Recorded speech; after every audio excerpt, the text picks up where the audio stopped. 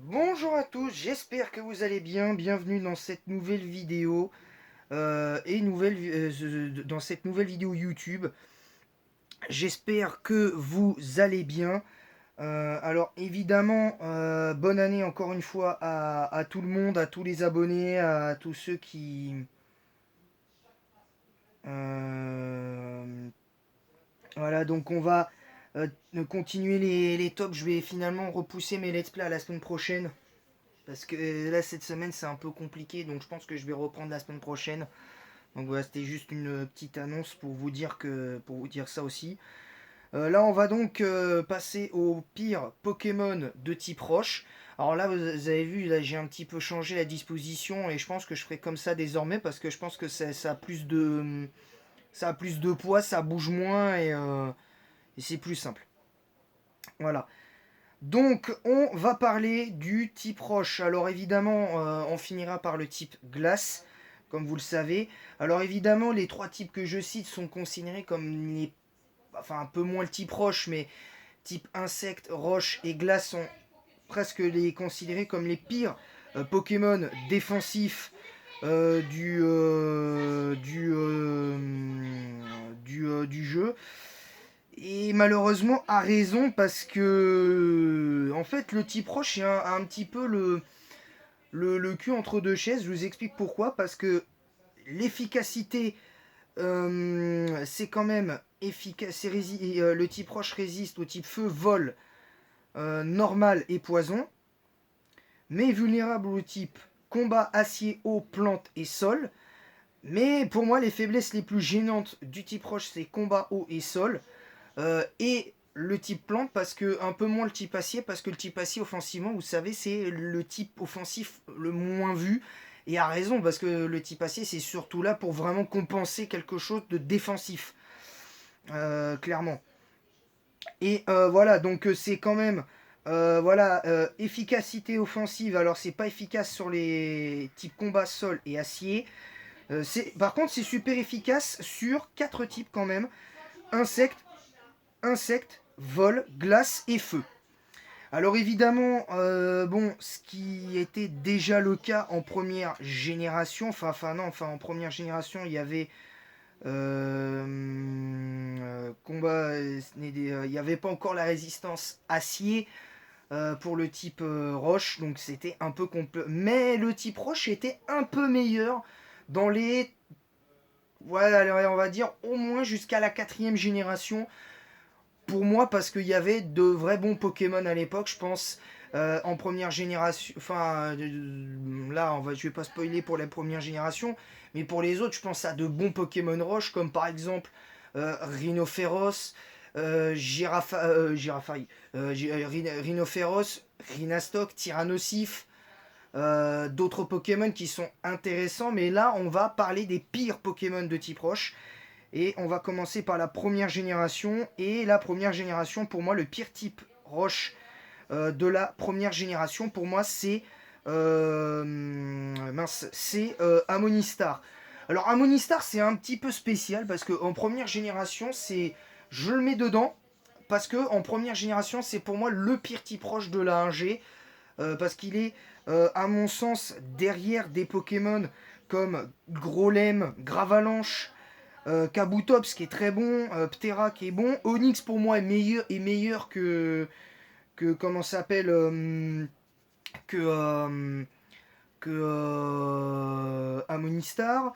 Rhinocorn est meilleur, alors que Rhinocorn n'est pas un Pokémon évolué, pour moi Rhinocorn est meilleur. Enfin bref, vous avez compris, c'est un peu compliqué, mais pour moi c'est le pire Pokémon Roche de la 1G Amonistar, parce que concrètement, Amonistar il a rien pour lui. Alors certes, son spécial de 115 à l'époque était intéressant, mais t'avais aucun intérêt de le jouer avec une attaque Roche physique à l'époque, parce que c'était un peu ça le problème.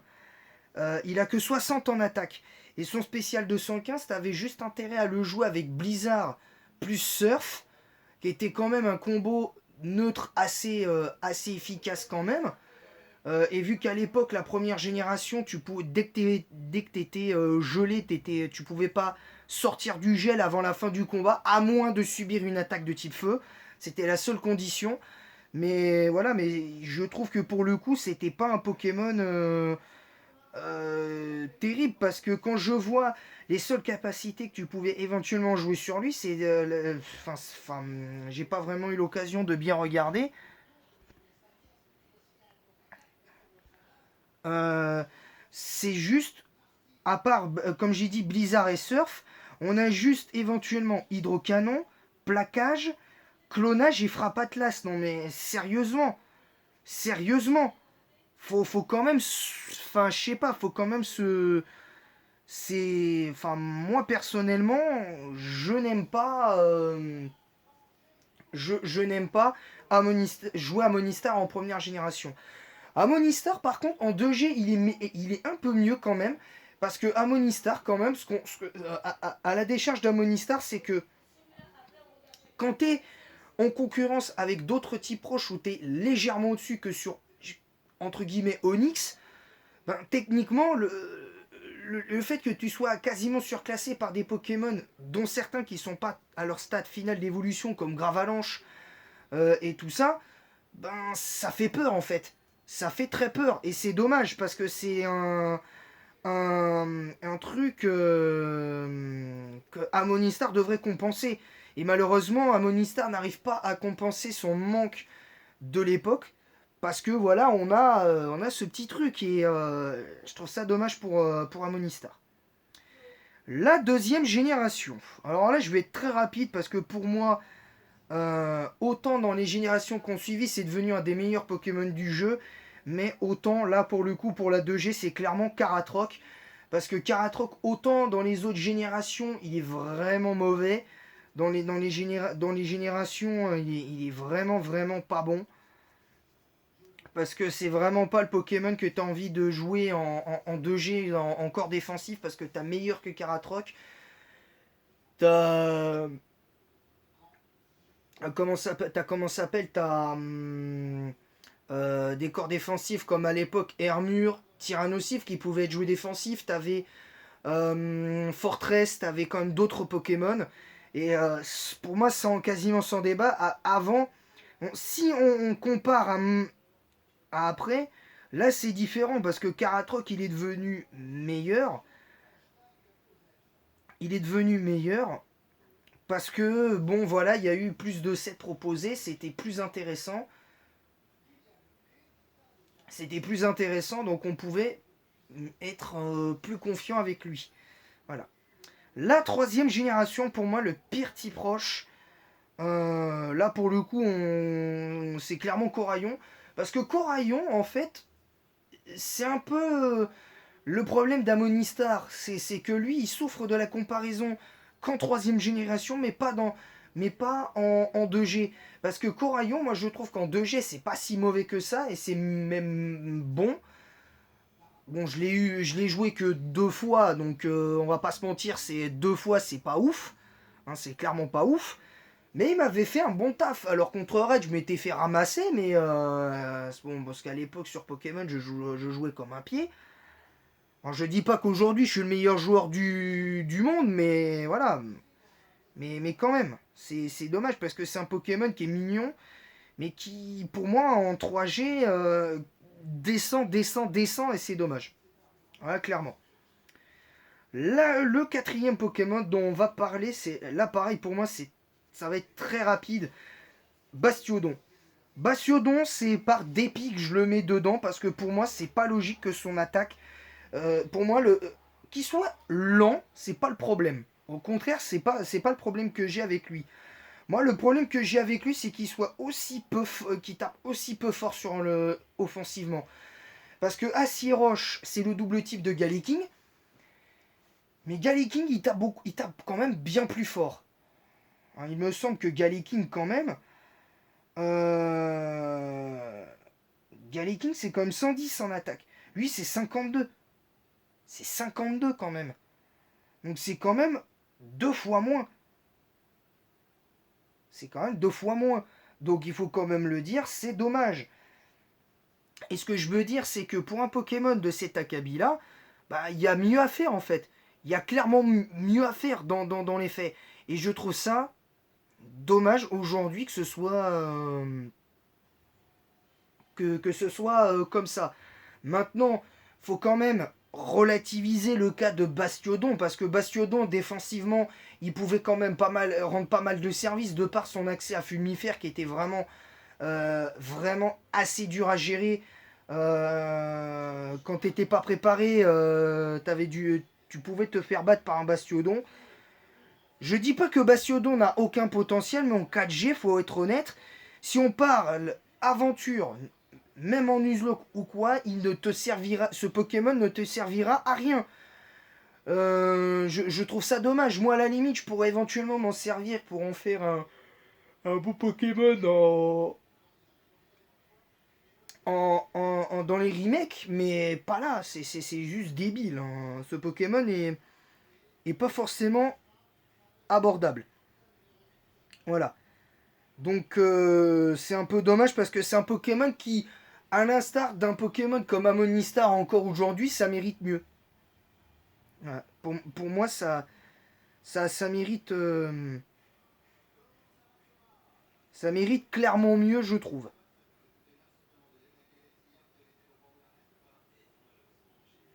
Voilà. La cinquième génération, alors là par contre c'est différent parce que la génération du type roche a été un peu dominée par certains Pokémon. Et moi, par défaut, il me semble que je l'avais mis dans les types insectes, mais je vais aussi le mettre dans les types roches. Pour moi, c'est Krabarak parce que peut-être que je le rejouerai une prochaine fois pour essayer de redorer le blason de Krabarak malgré son accès à Exuviation. Et justement, son accès à Exuviation est tout à fait logique, mais par contre, ses stats ne sont pas logiques. En fait, il y a certaines stats qui sont pas logiques. Parce que si tu as 45 de vitesse mais que tu joues Exuviation, je vois pas l'intérêt en fait. Tu vois, c'est ça le truc. Donc un Pokémon de cet acabit-là, pour moi, aurait dû être à au moins 80 ou 90 de vitesse. Grand maximum. Et c'est pour ça que j'aurais, entre guillemets, switché l'attaque spéciale de Krabarak et la vitesse, parce qu'avec un speed tier de 65, ce serait un petit... Bon, ça resterait un peu short si tu veux, mais ce serait un peu mieux pour utiliser Exuviation, parce que quand tu doubles ta vitesse de base de 45, techniquement, t'es que à 90 de vitesse virtuelle de base. Tandis qu'avec 65, tu fais le calcul, 5 et 5, 10. Si c'est 6, 12, je retiens 1, ça fait 13. Donc, ça veut dire que quand même, sans, euh, sans ça, tu peux quand même, avec ça, quand même, avec un speed tier de 65, tu peux quand même pas dépasser des tirs nocifs. Bon, dont certains j'ai déjà vu max vitesse, hein, j'ai déjà vu des tirs nocifs max vitesse. Donc voilà. Alors, évidemment, sans le mouchoir choix, ça peut dépasser un Karchakroc rigide. Je crois ça peut éventuellement dépasser un Karchakroc rigide selon s'il est joué rigide ou jovial. En jovial, non, mais vous me direz dans l'espace commentaire si, si ça avait été le cas ou avec un speed tier de 65 pour Krabarak et on en reparle. Moi, j'ai joué beaucoup de fois à un Krabarak à l'époque et vraiment, franchement, il m'a jamais déçu, moi, personnellement. Mais je le mets quand même dans les pires parce que malheureusement, faut être honnête, ce Pokémon n'a quasiment rien pour lui. Il a pas accès à grand chose, il lui manque des trucs. Il lui manque des choses. Et voilà, c'est un peu dommage selon moi. Le pire Pokémon Roche de la 6G, on va dire Gigalith un peu aussi par défaut parce que Gigalith, fermeté, force sable, très bien. Mais au-delà de ça, tu as une vitesse de 25 qui est complètement mauvaise, qui est limitée à un rôle où tu peux le jouer en distorsion. Aucun, aucun intérêt. C'est un Pokémon qui a un certain style, mais bon, sans, franchement, Gigalith, dommage. On n'a pas grand chose à dire de plus sur lui. Le pire Pokémon Rush de la 7G, Armaldo. Parce que Armaldo, le problème, c'est que lui, il a à peu près le même problème que comment ça s'appelle, Krabarak, c'est qu'il a la même, ils ont tous les deux la même vitesse. Et d'ailleurs, pour moi, j'aurais remplacé son attaque spéciale et sa vitesse. Parce que franchement, ça aurait pas été logique. Parce que en plus, ça a l'air d'être un Pokémon en plus qui a accès à glissade, donc qui peut être joué sous l'arène.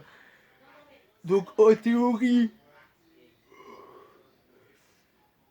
avec un talent glissade, il aurait dû avoir au moins 70 de vitesse. Malheureusement, c'est pas le cas. Mais bon, Armaldo, peut-être que je leur jouerai un de ces quatre quand je pourrai, quand j'aurai son fossile. Si j'arrive à avoir son fossile et que je le et que je le et que je le fais mon et que je le monte, que je monte ses EV et tout ça, ses IV et ses EV, et ben ce que je ferai, c'est que j'essaierai de le jouer et voir si vraiment Armaldo a les capacités de briller au moins déjà en 7ème génération, ce qui sera déjà pas mal. La 8ème génération. Alors le type roche, bah, c'est pas ouf, hein, mais le pire d'entre eux, on va pas, je pense que sans trop de débat, il y a même aucun débat là-dessus, c'est Dolman, parce que Dolman c'est un réservoir à trolls. Ce machin n'a que 20 en défense spéciale, alors bon déjà premier gros problème. Bon déjà premier gros problème, déjà moi je l'aurais rajouté un peu plus de défense spéciale, c'est-à-dire je lui aurais mis au moins 90 ou 95.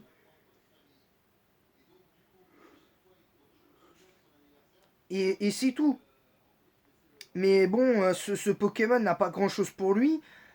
Quand tu vois que même des 7 trolls de Levénard à l'époque de cette génération pouvaient le one-shot,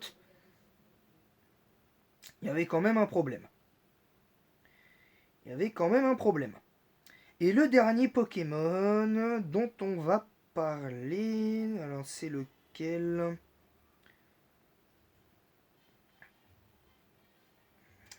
Faut que je le trouve celui-là parce que je me rappelle plus de son nom.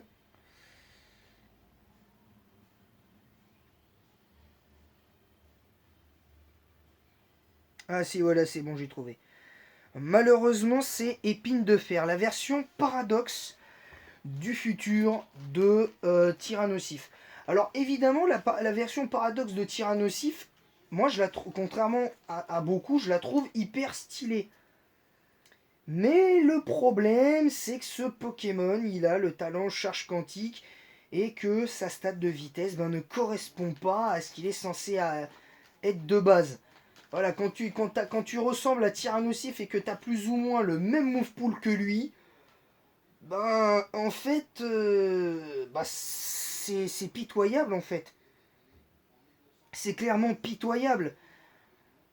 Donc c'est dommage parce que ce Pokémon, bon, cela dit, à l'instar de Léviator, comme Léviator, il peut compenser son manque de vitesse par Danse Draco, mais bon, le problème c'est que ça suffit pas à lui tout seul. Danse Draco suffit pas à compenser, mais je trouve ça quand même effrayant. Ce Pokémon n'a rien pour.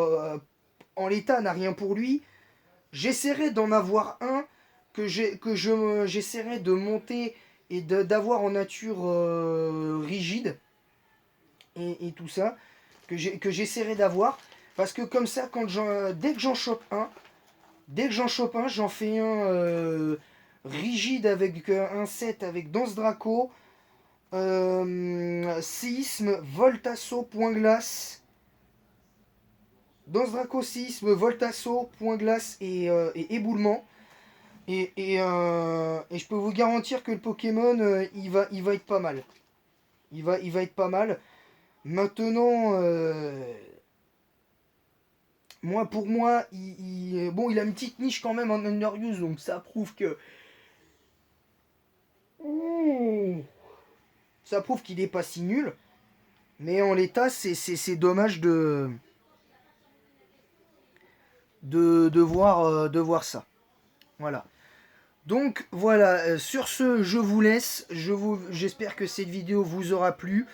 J'ai été certes expéditif sur certains Pokémon, mais bon, je pense qu'il y a certains Pokémon, il n'y a pas besoin d'en